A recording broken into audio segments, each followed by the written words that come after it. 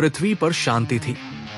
लेकिन धीरे धीरे मानव की गलतियों के कारण विनाश बढ़ने लगा। प्रदूषण और लालच ने पृथ्वी को कमजोर बना दिया।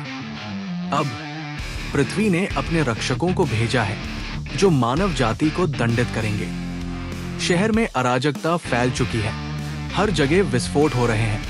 लेकिन इस अंधेरे में एक आदमी है। वो कोई सुपर हीरो नहीं है, न ही कोई भगवान। वो सिर्फ एक साधारण आदमी है जिसने मजे के लिए हीरो बनना चुना। उसकी कहानी अब शुरू होती है। कहानी शुरू होती है एक जुड़वा टावर से।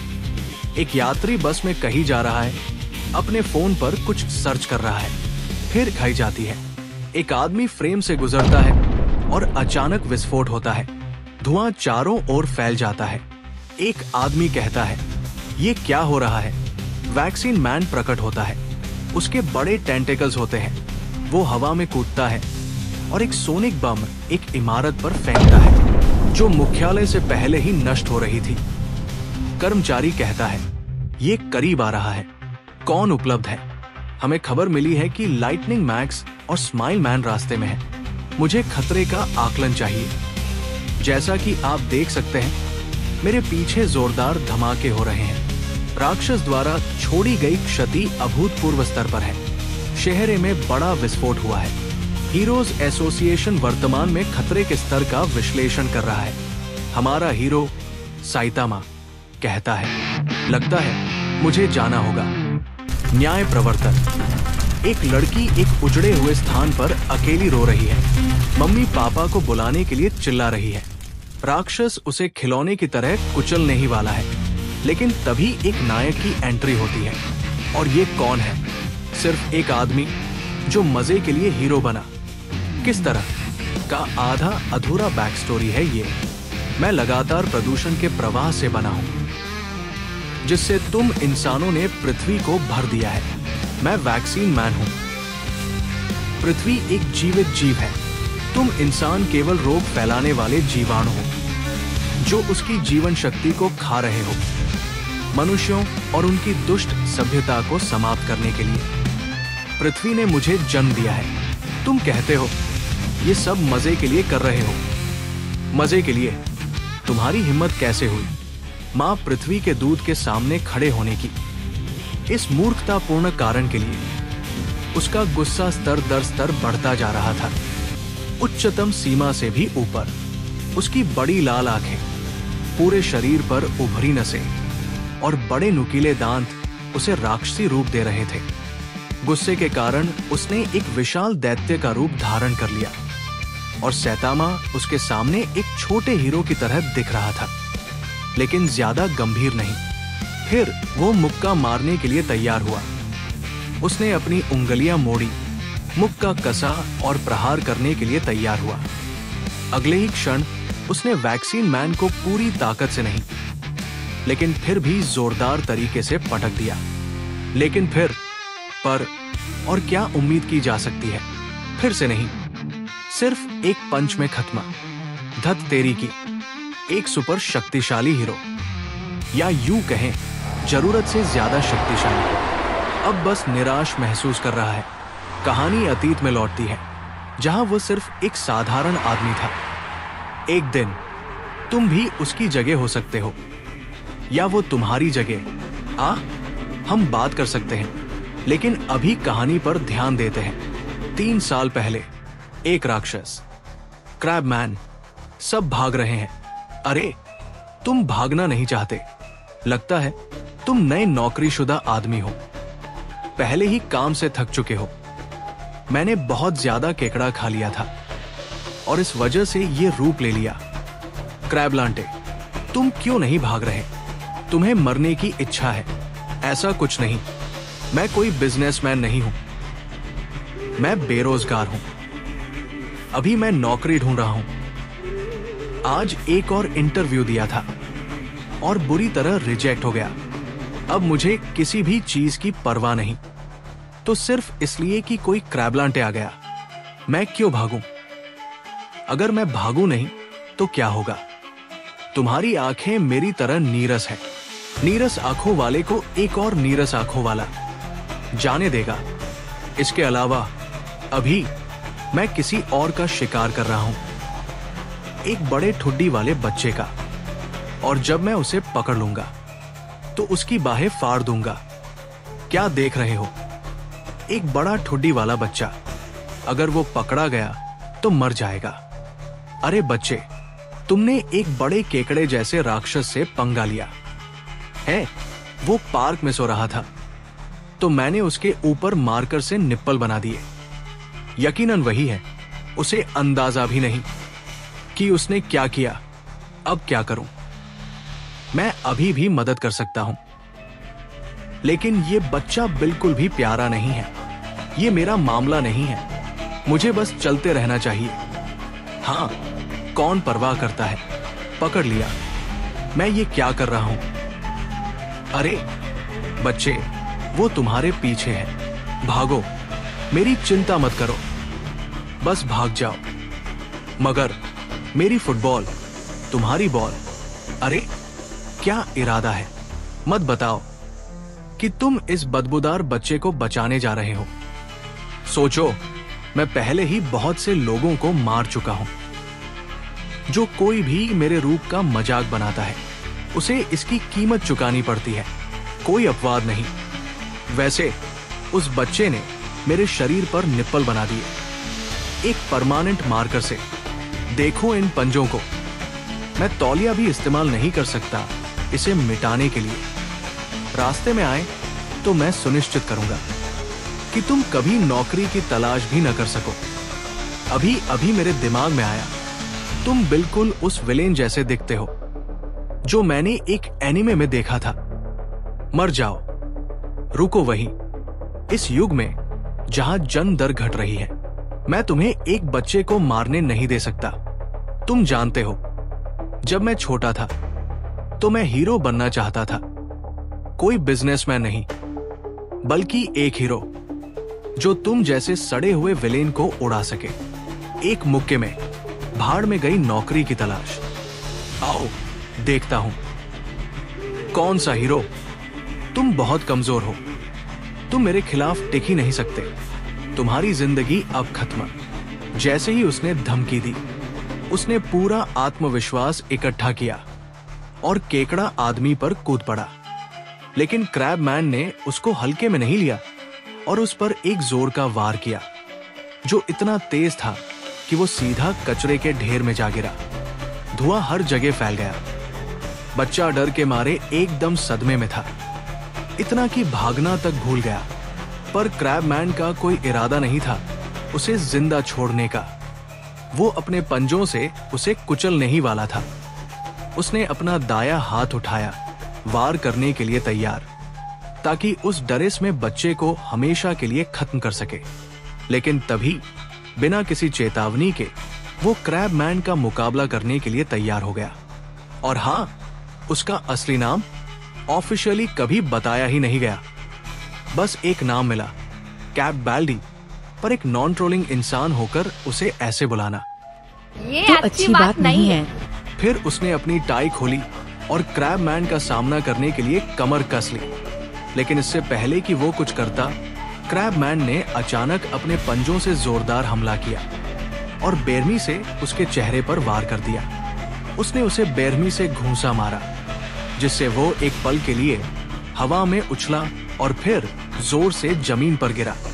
साइतामा ने उसकी ओर देखा और ठंडी आवाज में कहा। उसका सिर अब खून से लथपथ था, लेकिन गुस्से से भरा वो फिर से लड़ने के लिए तैयार खड़ा था। टाई को हुक की तरह इस्तेमाल किया गया, जो उसकी आंख में धंस गई। जोर और भार के खिंचाव से आंख अपने कोटर से बाहर उखड़ गई। उसके साथ भीतर की मांसल नसें और ऊतक भी खिंचते चले आए, धीरे धीरे बाहर की ओर लहराते हुए। एक भयानक चीर की आवाज गूंजी और खुले घाव से खून तेजी से बहने लगा। हवा में हल्की छींटे उछालते हुए उसका शरीर कांपने लगा। अंदरूनी अंग धीरे धीरे बाहर खिसकते गए, जबकि उसका संतुलन डगमगाने लगा। घुटने कांपे और फिर वो अचानक नीचे गिर पड़ा। उसकी जीभ ढीली होकर बाहर आ गई, निश्चल और ठंडी, जबकि चारों ओर सन्नाटा छा गया। क्रैबमैन गिर पड़ा। लड़का बच गया। उसने बच्चे को बचा लिया। क्या वाकई 3 साल हो गए। उस दिन के बाद मैंने इतनी कड़ी ट्रेनिंग की कि मैं गंजा हो गया। मैं इतना शक्तिशाली बन गया कि कोई भी मुझे हरा नहीं सकता। मैं वो हीरो बन गया जिसका सपना देखा था। तो ये क्या है? क्या गलत है? मेरा दिल इतना खाली क्यों महसूस कर रहा है? 482 येन, कृपया। ठीक है। ओह, रुको, मेरे पास 82 येन है। जैसे ही उसने रकम चुकाई, भारी कदमों की गूंजती आवाज सुनाई। एक ही पल में सभी लोग घबराकर दुकान से बाहर भाग गए। लेकिन साइटामा जरा भी हैरान नहीं हुआ। वो शांतिपूर्वक दुकान के उस ओर बढ़ा जो पूरी तरह नष्ट हो चुकी थी, ये देखने के लिए कि इसका जिम्मेदार कौन है। जमीन पर एक विशाल पदचिन्ह उभरा हुआ था।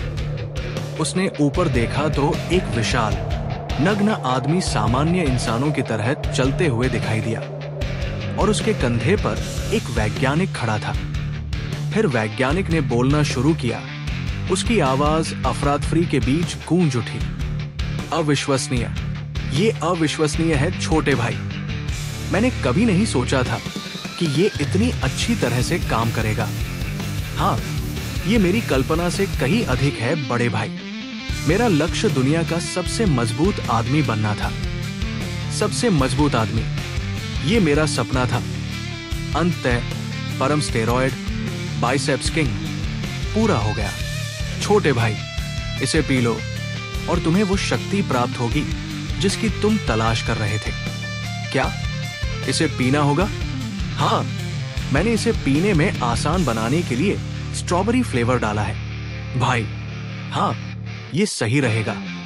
मेरी बुद्धि और तुम्हारी ताकत, सबसे महान दिमाग और सबसे शक्तिशाली शरीर को मिलाकर हम दोनों भाई इस धरती पर राज करेंगे और सब कुछ नष्ट कर देंगे। अविश्वसनीय, शानदार काम छोटे भाई। हजारों लोग मारे गए हैं। अब अगले शहर की ओर बढ़ो और उसे भी नष्ट कर दो। हाँ, यही है बड़े भाई। यही वो चीज है जिसकी मैं तलाश कर रहा था। सबसे मजबूत बनने की। ये एक आपातकालीन निकासी चेतावनी है। सिटी डी में एक विशाल प्राणी दिखाई दिया है। वो वर्तमान में सिटी बी की ओर बढ़ रहा है। सभी निवासी तुरंत खाली कर दें। मैं दोहराता हूं, विशाल प्राणी वर्तमान में। हाँ, भागो जैसे चूहे भागते हैं। उन्हें पकड़ो। मैं सबसे मजबूत आदमी हूं। मैं सबसे मजबूत आदमी हूं। मैं सबसे मजबूत आदमी हूं। क्या सोचते हो भाई? हाँ, सबसे मजबूत होने का कैसा महसूस हो रहा है? क्या तुम्हारे कंधे पर कोई बैठा है? कोई कपड़े पहनो। तुम्हारे कंधे पर जो आदमी बैठा है उसे मार दो। गलतफ हमी के कारण उसने अपने ही भाई को मार दिया। भाई, ये कैसे हुआ? मैं बस ताकतवर बनना चाहता था और अब मैं आखिरकार सबसे मजबूत आदमी बन गया हूं। लेकिन मुझे नहीं पता तुम कौन हो, लेकिन मेरे भाई की मौत तुम्हारी गलती है। सबसे मजबूत विशालकाय आदमी अपने मृत भाई के शरीर के पास खड़ा था। उसके हाथ गुस्से से कांप रहे थे। उसकी सांसें तेज थी। उसकी आंखों में क्रोध चल रहा था। वो धीरे धीरे साइटामा की ओर मुड़ा। बिना किसी झिझक के उसने उसे अपनी जबरदस्त पकड़ में जकड़ लिया। उसकी विशाल मुट्ठी साइटामा के शरीर को कसकर दबोच रही थी। पूरी ताकत से उसने साइटामा को शहर के पार फेंक दिया, जिससे वो एक इमारत से टकरा गया। टक्कर इतनी भयंकर थी कि जमीन हिल गई। मलबा चारों ओर बिखर गया। लेकिन जब धूल छंटी, साइटामा पहले की तरह शांत खड़ा था। उसके चेहरे पर वही लापरवाह मुस्कान थी। जमीन में गहराई तक धंसने के बावजूद उस पर कोई असर नहीं पड़ा। गुस्से से दहाड़ते हुए विशालकाय आदमी हवा में ऊंची छलांग लगाकर जमीन पर उतरा और साइटामा पर हमला करने लगा। उसकी मुट्ठियां जमीन पर जोर जोर से पड़ रही थी, जिससे पूरी धरती कांपने लगी। हर एक घूंसा जबरदस्त झटके पैदा कर रहा था। वो गरजते हुए चिल्लाया, देखो हमारी भाईचारे की ताकत। उसने साइटामा पर लगातार भीषण वार किए। उसकी ताकत से जमीन में एक विशाल गड्ढा बन गया। इसके बाद वो कुछ देर के लिए रुका। उसकी मुट्ठियां अब भी कांप रही थी। उसने अपने भाई के टूटे हुए शरीर की ओर देखा और अचानक उसका क्रोध फीका पड़ने लगा। उसकी आंखों में एक खालीपन सा आ गया। मैं सबसे शक्तिशाली हूं, उसने धीमे स्वर में कहा। उसकी आवाज कांप रही थी। तो क्या हुआ अगर मैं हूं? उसकी निगाहें अपने भाई के बेजान शरीर पर टिकी रहीं। मुझे खालीपन महसूस हो रहा है। कुछ पल तक पूरे युद्ध क्षेत्र में खामोशी छा गई, लेकिन फिर गहरे धुएं और मलबे के बीच से एक परछाई बाहर निकली। साइटामा मलबे से उछलते हुए हवा में कूदा, पूरी तरह अडिग और शांत। उसने हल्का सा सिर झुकाया और कहा, अब समझ गए, है ना? इससे पहले कि विशालकाय आदमी कुछ समझ पाता, साइटामा का घूंसा उसकी आंखों के सामने चमका और अगले ही पल उसकी पूरी ताकत उसके चेहरे पर जा टकराई। इतनी जबरदस्त टक्कर हुई कि हवा में कंपन फैल गया।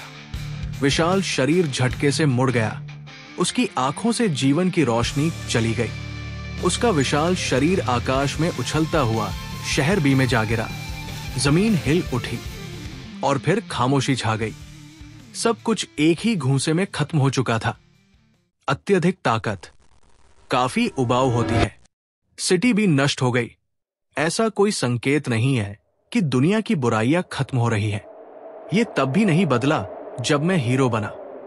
दूसरे शब्दों में यह कहा जा सकता है कि मैंने कोई प्रभाव नहीं डाला। मुझे इससे कोई विशेष दुख नहीं होता, लेकिन हाल ही में कुछ चीजें परेशान कर रही हैं। जैसे जैसे दिन बीत रहे हैं, मेरी भावनाएं मुझसे दूर होती जा रही हैं। डर, तनाव, खुशी, गुस्सा, अब मैं इनमें से कुछ भी महसूस नहीं करता।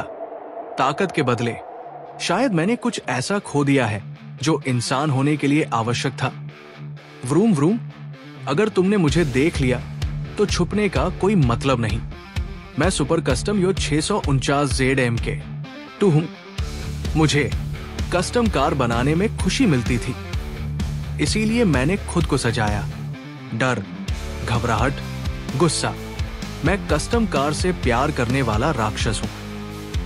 अगर तुमने मेरे रास्ते में आने की सोची तो मैं तुम्हारे बड़े हेडलाइट पर चमक डाल दूंगा, लेकिन अब बस एक पंच काफी है। लगता है आज रात चावल और अंडे खाऊंगा। हर दिन मैं बिना किसी चोट के घर आता हूं और अपने दस्ताने धोता हूं। जब मैं राक्षसों से लड़ता हूं तो मुझे कभी ऐसा नहीं लगता कि मेरा दिल इसमें लगा हुआ है। मैं हीरो का काम सिर्फ एक शौक के रूप में करता हूं। दूसरे शब्दों में, जब तक मुझे इसमें मजा आता है तब तक मुझे परवाह नहीं।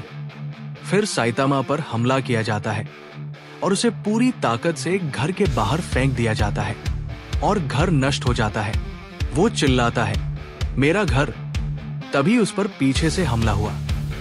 उसने तेजी से पंच को चकमा दिया, लेकिन अगले ही पल हमलावर ने एक और वार कर दिया। साइतामा 2 बार हवा में पलटा और जोर से सड़क के नीचे बने खंभे से टकरा गया। उसके सिर से खून बहने लगा।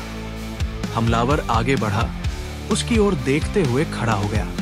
साइतामा ने उसे घूरा और मन ही मन कहा, वो ताकतवर है, तुम आखिर हो क्या? मैं क्या हूं? ये असभ्य है। हम असली पृथ्वीवासी हैं। मुझे लगता है तुम हमें सबटरेनियंस कहते हो।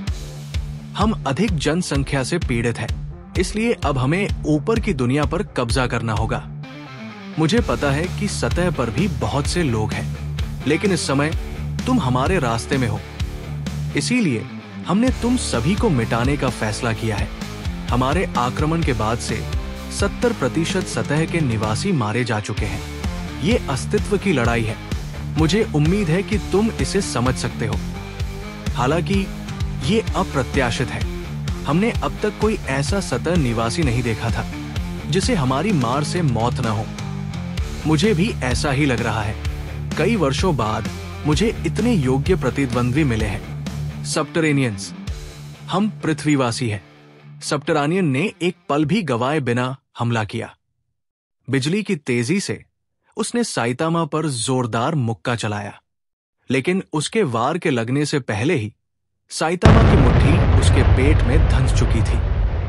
पल भर में वो टुकड़ों में बिखर गया, जैसे कि ये मुक्का बस हल्का सा छू कर निकल गया हो।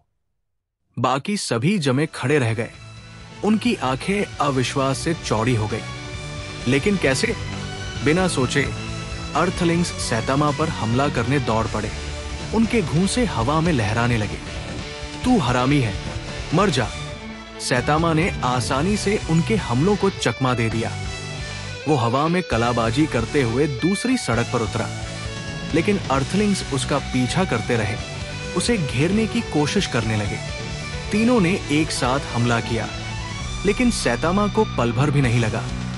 उसने उन्हें तुरंत गिरा दिया।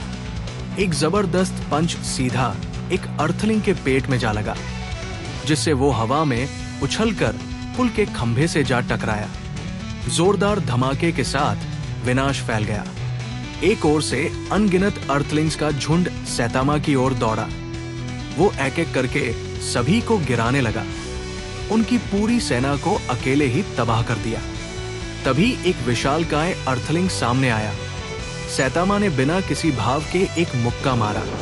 स्क्रीन सफेद हो गई। अगले ही पल एक विशाल विस्फोट ने युद्ध के मैदान को हिला दिया। बाकी बचे अर्थलिंग्स सदमे में खड़े रह गए। क्या सब खत्म हो गया? आखिर वो सतह का प्राणी था कौन? वो कितना ताकतवर था? सैतामा ने आराम से कहा, कौन मैं? मैं तो बस मस्ती के लिए हीरो हूं। मैं हारता नहीं और सतह मेरी हिफाजत में है। एक कमजोर जाति के लिए बड़ी बातें कर रहा है। आग की लपटों के बीच से सैतामा बाहर निकला। उसका चेहरा गंभीर था। चौथी दीवार तोड़ते हुए उसने स्क्रीन पर मुक्का मारा। मुझे फिर से परेशान मत करना। एक साथ कई विशाल अर्थलिंग से लड़ते हुए सैतामा ने जोरदार और बिजली जैसी तेज गति से हमले किए। तभी एक बड़ा घूंसा उसके चेहरे पर आकर लगा। ये कैसा एहसास है? ये जंगली धड़कन मेरे दिल में। हर घूंसे के साथ अर्थलिंग्स गिरते रहे। युद्ध भयंकर रूप से जारी था।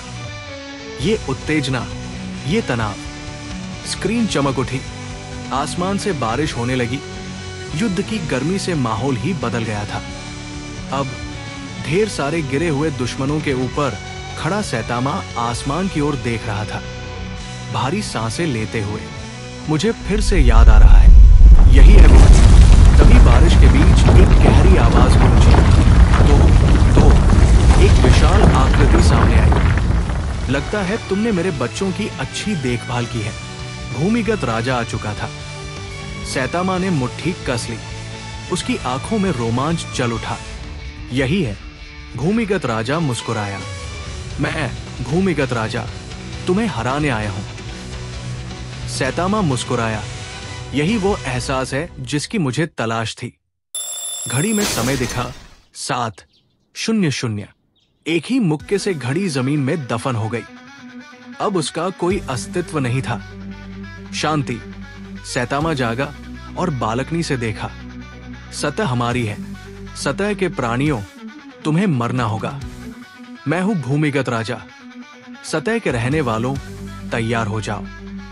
जैसे ही भूमिगत राजा अपनी बात पूरी कर रहा था, सैतामा बालकनी से कूदकर उसके सिर पर आ गिरा और राजा जमीन में धंस गया। बाकी सभी डर के मारे कांपने लगे। सैतामा पूरी ऊर्जा के साथ तैयार था। चलो आओ। एक ही मुक्का काफी था। बचे हुए भूमिगत प्राणियों ने सफेद झंडा उठाया, जिस पर लिखा था माफ करना, और वे जमीन के नीचे गायब हो गए। सैतामा ने सिर खुजलाते हुए सोचा, दृश्य बदलता है। सैतामा बोला, मैं बहुत ज्यादा ताकतवर हो गया हूं। सबसे ताकतवर इंसान। एपिसोड समाप्त होता है और स्क्रीन पर साइबोर्ग गर्व से खड़ा दिखाई देता है। एक साइबोर्ग उजड़े हुए मैदान में खड़ा था। चारों ओर बेजान जानवरों के शव पड़े थे, किसी महामारी का शिकार। उसने शहर की ओर देखा। समय पूरा हो गया। आशा है कि आप सब अगले अध्याय के लिए तैयार हैं।